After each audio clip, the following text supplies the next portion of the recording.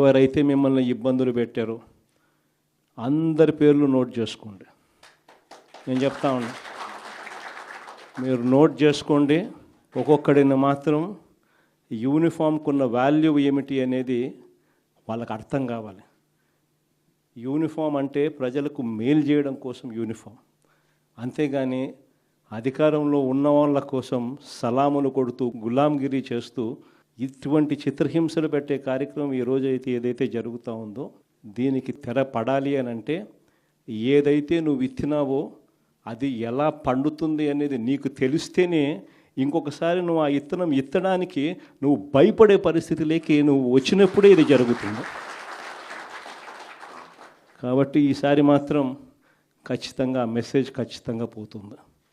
ఎవడెవడైతే అధికారి, ఎవడెవడైతే వైఎస్ఆర్సీపీ కార్యకర్తను ఎవడెవడైతే ఇబ్బంది పెట్టాడో వాళ్ళందరినీ కూడా చూస్తూ ఊరుకోము.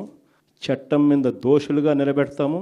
ఒకవేళ వాళ్ళు రిటైర్ అయిపోయి వెళ్ళిపోయినా, లేకపోతే వాళ్ళు దేశం విడిచిపెట్టిపోయినా కూడా ఎవరిని వదిలిపెట్టం. సప్త సముద్రాల అవతలున్నా కూడా అందరినీ కూడా పిలిపించే కార్యక్రమం చేస్తాం. పిలిపించిన తర్వాత సినిమా మామూలుగా ఉండదు. సినిమా మాత్రం అదో లెవెల్లో ఉంటుంది. సినిమా మాత్రం